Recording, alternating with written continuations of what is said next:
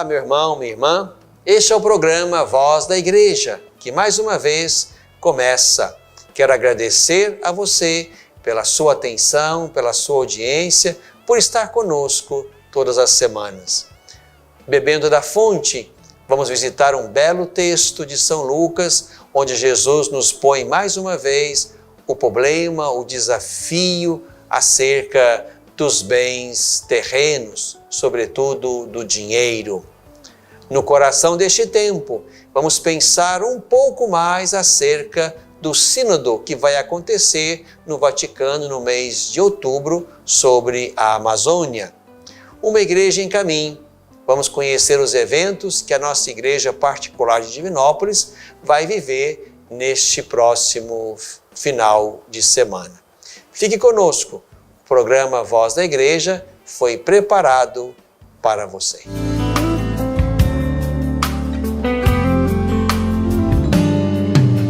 Bebendo da fonte, meu irmão, minha irmã, mais uma vez quero convidar você a entrar no mistério da Sagrada Escritura. Vamos mais uma vez beber desta fonte bendita e preciosa.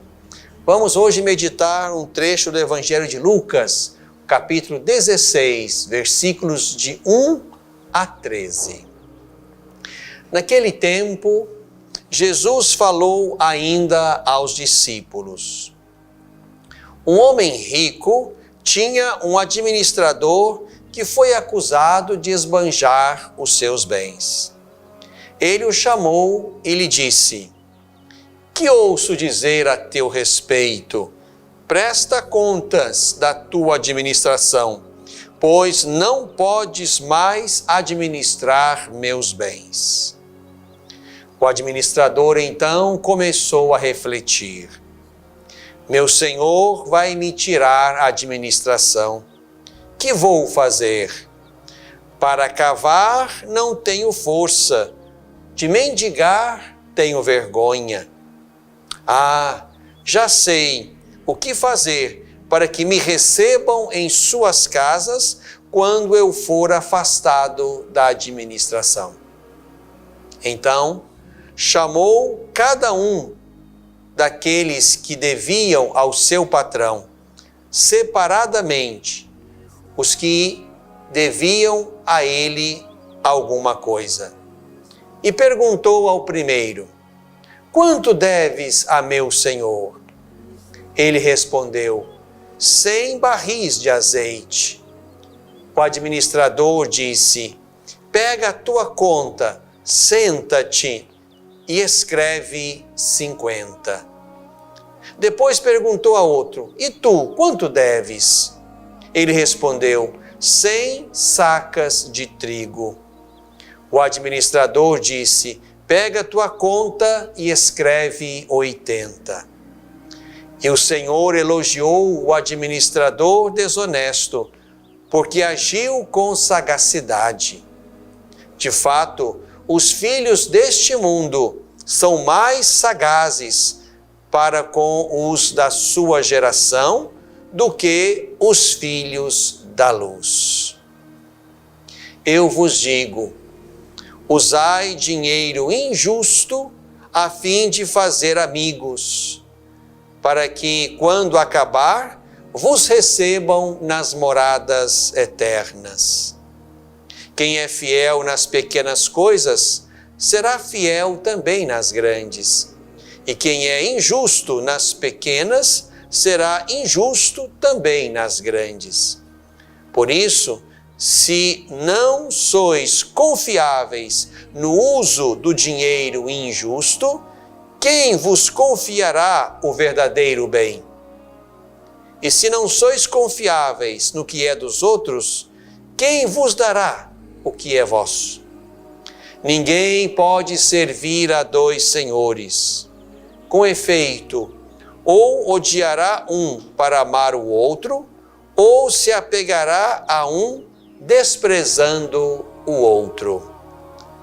Não podeis servir a Deus e ao dinheiro.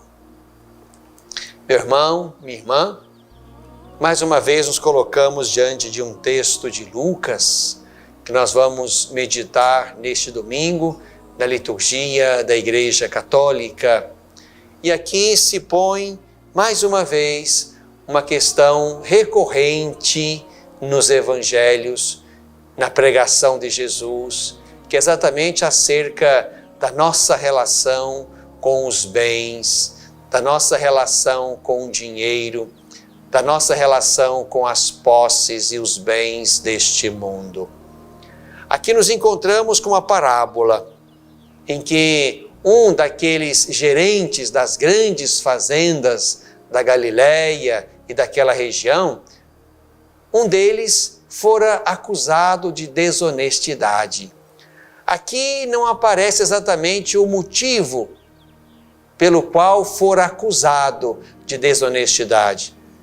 Mas o dono daquelas terras, então, chamou esse gerente, este administrador, e queria, então, que ele prestasse contas antes de ser dispensado. Era comum, naquele tempo, naquela região, que os gerentes, os administradores das grandes fazendas, pudessem dispor dos bens dos seus senhores, a fim de, emprestando-os, pudessem receber também com juros aquilo que fora emprestado. E uma parte daqueles juros seria exatamente destinada ao administrador, aquele que era o gerente, e outra parte, claro, era do proprietário, já que eram dele os bens que estavam sendo emprestados. E ali aquele administrador tirava exatamente daí a sua parte, o seu salário. E por vezes abusavam exatamente desta porcentagem, a fim de que pudessem tirar mais para si, como também para os seus senhores. Aqui estamos diante então de uma situação em que aquele administrador fora colocado diante de alguma coisa desonesta que desagradou o seu patrão, o seu senhor. E esse senhor então quer exatamente saber o que aconteceu a fim de dispensar aquele funcionário, aquele gerente. Aí começa então a sagacidade, a esperteza, que inclusive foi elogiada pelo senhor, pelo dono daquelas propriedades. Aquele homem então manda chamar alguns dos devedores e pede que alterem ali os documentos acerca dos seus empréstimos. Diminuem na quantidade. Certamente, aquele valor diminuído seria o valor que caberia, seja a ele como gerente, seja também ao patrão. Ali se trata, portanto, de perder algo. E na cabeça daquele administrador, daquele gerente, perder algo para conquistar amigos. Conquistar amigos, digamos, com mais uma desonestidade, além daquela de que ele fora acusado. E ali, diante dessas alterações, desses documentos, dessas medidas alteradas, aquele homem encontraria amigos comprados com a iniquidade e amigos que pudessem recebê-lo quando fosse mandado embora do serviço. Esta atitude merece o elogio do patrão, do dono, do senhor daquelas terras e daqueles bens. E Jesus se aproveita disso, então, para nos ensinar exatamente acerca desta matéria. Em primeiro lugar, meu irmão, minha irmã, é preciso que, de fato, leiamos este texto, sobretudo aqui, esse versículo 9, onde Jesus diz: usai dinheiro injusto a fim de fazer amigos, para que quando acabar vos recebam nas moradas eternas. Precisamos ler este versículo, sobretudo, na ótica da conversão, assim como o que Jesus causou em Zaqueu, ou naquilo que Jesus propôs àquele jovem rico, de dispor dos bens em benefício dos pobres, para colocarem-se no seguimento do Senhor. Aqui, certamente, não se trata de usar dinheiro injusto para fazer amigos, como se isso fosse elogiado por Jesus. Mas se trata de entender que é preciso sair deste lugar, e deste lugar de injustiça, de acúmulo injusto, desse lugar se sai pela via da conversão. Uma conversão que, como Zaqueu, abre mão daquele excesso, daquele abuso, daquela corrupção que permitiu o acúmulo, para que assim se possa colocar no caminho do Senhor. Ou como aquele jovem rico que foi embora porque não quis tomar o caminho da conversão. Aqui o que está em questão, certamente, e esse trecho final do Evangelho nos ajuda a perceber a ótica e a leitura do texto, é exatamente o colocar-nos diante de dois senhores, Deus e o dinheiro. Aqui, certamente, estamos diante de uma encruzilhada difícil e que, na ótica da fé, nós somos chamados também a discernir, de modo que o nosso dinheiro não nos escravize, seja ele muito ou pouco. Em segundo lugar, é preciso que, na ótica da fé, aqueles que acumularam alguma coisa neste mundo, pela via do trabalho, pela via da honestidade, pela via da fadiga, que estes saibam dispor também deste acúmulo, desta riqueza, no serviço e no cuidado dos mais pobres. Isto aqui é muito importante, meu irmão, minha irmã. O nosso dinheiro acumulado injustamente será injusto e iníquo até a última moeda. Ali se trata, portanto, de uma conversão radical. Abrir mão daquilo que não é nosso e que fora juntado com desonestidade e injustiça. Ali talvez seja, como lembra Jesus, o único meio de conquistar amigos que nos receberão nas moradas eternas. Abrir mão de toda e qualquer injustiça. Mas daquela riqueza acumulada com trabalho, com dedicação, com esforço, com fadiga, também esta aí, meu irmão, minha irmã, é preciso ser tratada e administrada na ótica da fé. Senão, o meu coração vai estar naquela riqueza e Deus perde o centro. É por isso que nós temos que também sempre, com muita propriedade, anunciar ao coração dos mais ricos, daqueles que cresceram e acumularam com justiça, também é preciso gritar ao coração deles a capacidade de uma sensibilidade permanente na direção dos mais pobres. Bebemos da fonte.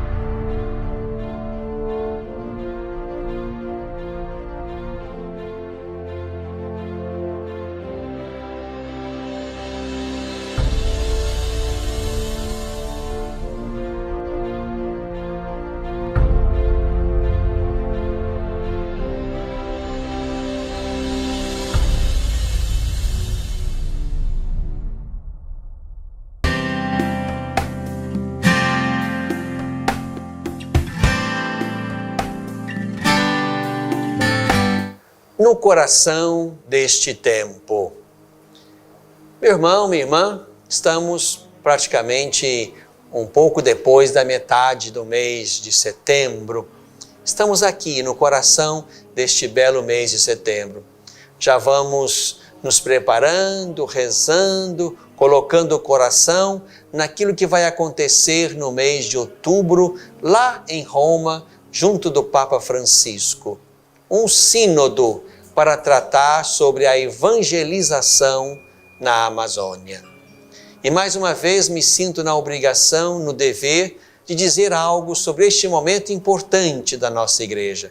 Sobretudo levando em conta opiniões tão desajustadas, opiniões que vêm às vezes de segmentos, inclusive católicos, que nunca conheceram a Amazônia, que nunca conheceram ou souberam exatamente de uma dinâmica do sínodo, que escutam isto ou aquilo e a partir daí, desses pequenos dados confusos e esparsos, começam a tecer comentários, sobretudo negativos, acerca deste lugar, deste mecanismo importante na igreja, que é o sínodo dos bispos.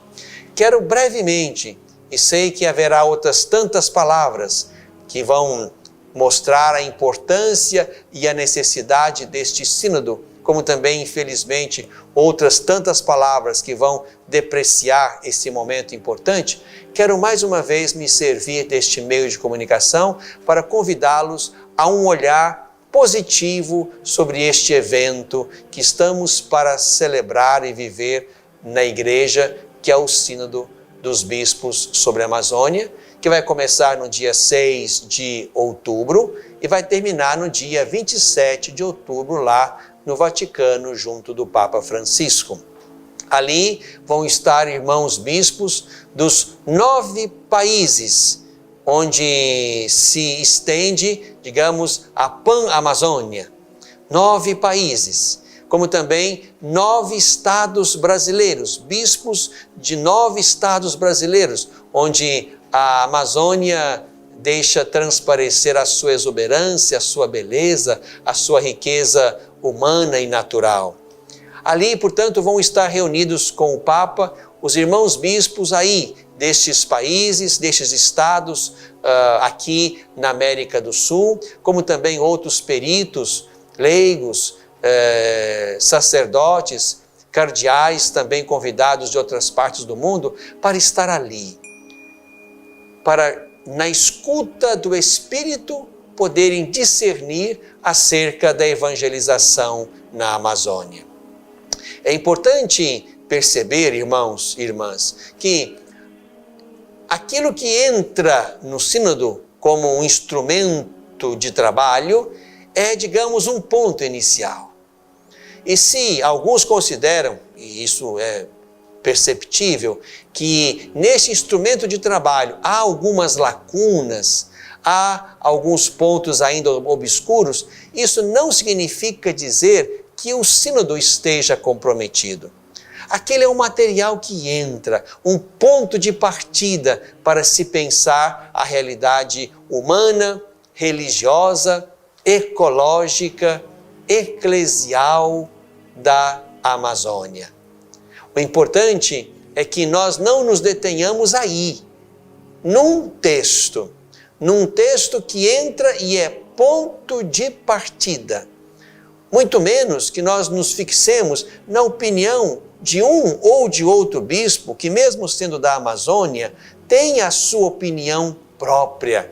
É a opinião daquele irmão, que será partilhada, confrontada, discutida com a opinião de outros tantos irmãos, a fim de que possa exatamente conhecer, reconhecer, programar, defender a vida, a missão, a fé ali na bela Pan-Amazônia. Nós não podemos já, desde aqui, antes de sequer ter iniciado o sínodo, começar a dispor sobre isto ou aquilo, dizer que isto ou aquilo vai acontecer ou pode acontecer. Penso que seria um atrevimento, até no sentido de apressar a modo humano, aquilo que o Espírito poderá soprar sobre o sínodo. Aqui eu quero dar o meu testemunho pessoal, de quem esteve com o Papa no dia 2 de setembro, lá no Vaticano. Éramos 30 bispos que participávamos ali do encerramento do encontro para bispos de 5 anos de ministério. A primeira pergunta dirigida ao Papa foi exatamente sobre o sínodo. O que o Papa tinha a dizer sobre o sínodo? E o Papa foi muito simples e muito claro. O sínodo quer nos ajudar a pensar a evangelização na Amazônia. O foco está aqui, na evangelização.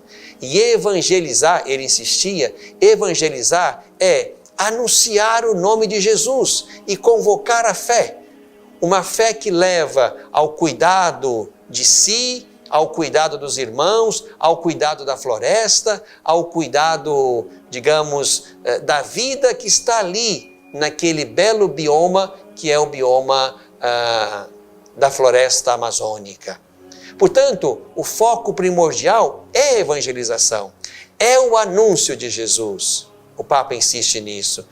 É exatamente pensar os meios pelos quais Jesus chega aos corações e transforma e converte aqueles corações, para que sejam capazes ali, naquele espaço humano, cultural, ecológico, esses corações humanos sejam capazes de, pela fé, tomar decisões que iluminem a vida cotidiana.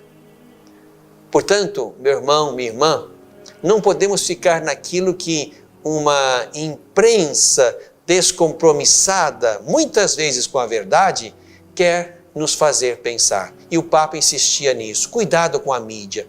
A mídia puxa para si aquilo que interessa a ela. A mídia põe no foco um tema, alguns temas problemáticos, difíceis, como se fossem esses os temas prioritários do sínodo. E o Papa diz, não.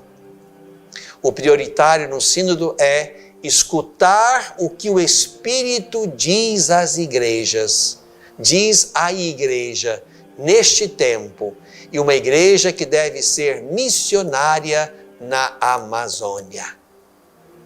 Por isso, meu irmão, minha irmã, hoje, o mais importante a fazer não é a gente ficar dando ouvidos ao que um ou outro diz sobre o que vai acontecer. É antecipar, até de modo, digamos assim, pecaminoso, o que o Espírito possa, com beleza, soprar sobre aquela Assembleia Sinodal. A opinião de um é apenas a opinião de um, que entra pensando isto ou aquilo, querendo isto ou aquilo, e isso será levado para a dinâmica da Assembleia, para a discussão da Assembleia Sinodal, de modo que o Espírito que sopra na igreja, nos seus pastores, nos seus homens e mulheres que dóceis a Deus querem discernir caminhos, é esse Espírito aí, meu irmão, minha irmã, que haverá de sussurrar aos ouvidos e aos corações os meios, as estratégias, os caminhos para evangelizar a Amazônia. Aqui nos cabe, sobretudo, rezar. Rezar por aqueles que vão estar ali, rezar para que as discussões sejam fecundas, rezar para que de fato haja uma sensibilidade à igreja e, mais do que isso, às pessoas que vivem e que fazem história ali na floresta amazônica. Uma coisa bonita que o Papa nos disse lá, que quer também levar para dentro desse sínodo, é exatamente a dimensão orante do sínodo, que quer discernir escutando o Espírito. O Papa nos disse que a cada 4 intervenções no sínodo haverá um silêncio orante para que se possa digerir aquilo que foi apresentado e para que isso seja rezado e colocado na presença do Espírito. pude perceber quanto que o Papa Francisco quer que este sínodo aconteça dentro da órbita do Espírito, dentro de uma dimensão orante que ajuda os padres sinodais a escutar o que o Espírito quer dizer à Igreja. Por isso, meu irmão, minha irmã, quero convidar você, sim, a se unir em comunhão e fidelidade ao Papa Francisco, de modo que esse momento bonito da Igreja, que quer pensar a sua presença e a sua atuação ali na Amazônia, esse momento seja regado de muita prece. Eu não vou participar do sínodo e possivelmente você também não. Vão estar lá os bispos, os agentes de pastoral, as lideranças ligadas à igreja que está na Pan-Amazônia. Mas isso não quer dizer que nós não sejamos responsáveis e que nós não participemos deste processo. Participamos sim. O sínodo precisa da minha prece, da sua prece. Precisa da nossa comunhão com o Papa Francisco.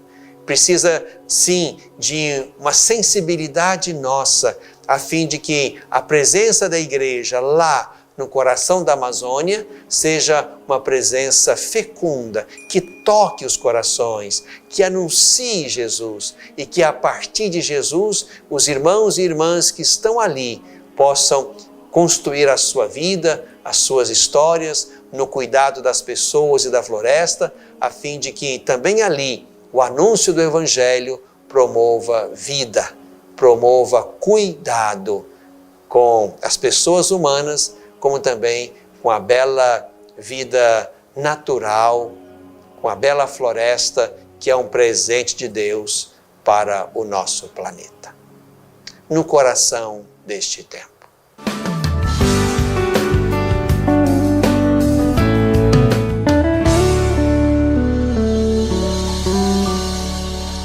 Às vezes, tudo que uma criança precisa para superar uma tempestade em sua vida familiar é encontrar um lar provisório.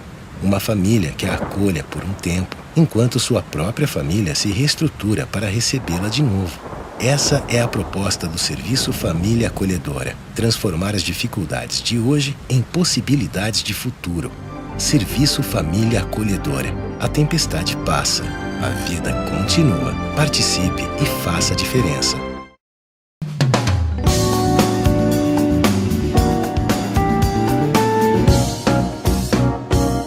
Uma igreja em caminho.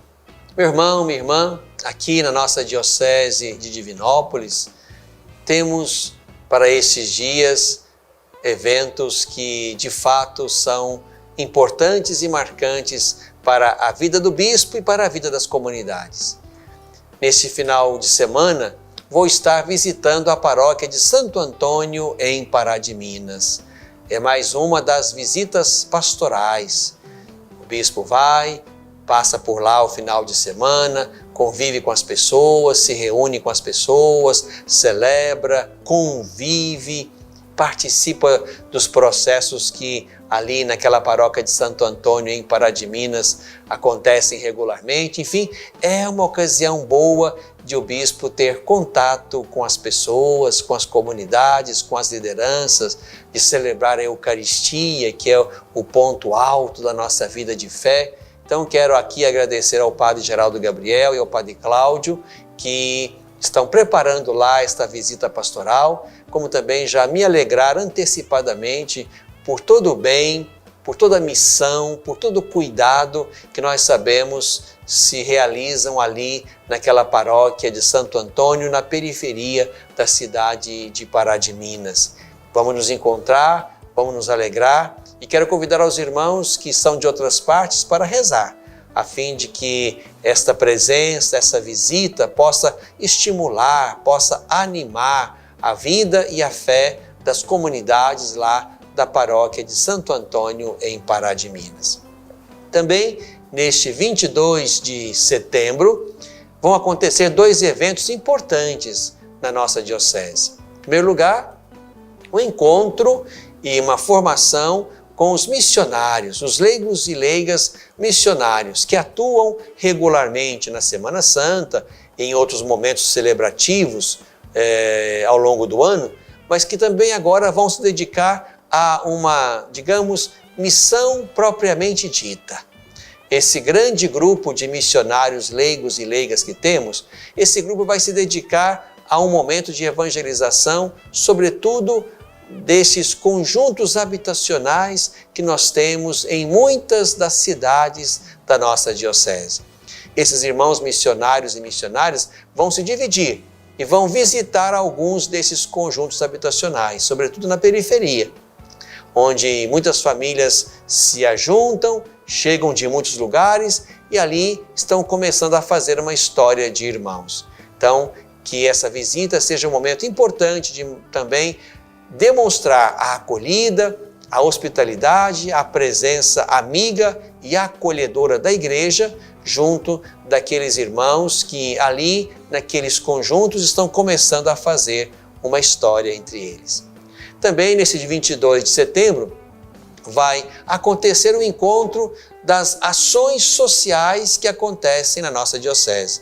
Todos os grupos que prestam algum serviço social vão estar reunidos, já pensando aqui uma comissão sociotransformadora, para que possamos organizar mais e melhor estes muitos serviços que existem entre nós e que estão ainda um pouco desarticulados. Então, se você faz parte de algum segmento, algum grupo ligado à igreja, ou mesmo algum grupo que não esteja ligado à igreja, mas que presta um serviço social, um cuidado social, venha participar conosco nesse domingo, 22 de setembro, aqui em Divinópolis. Uma igreja em caminho.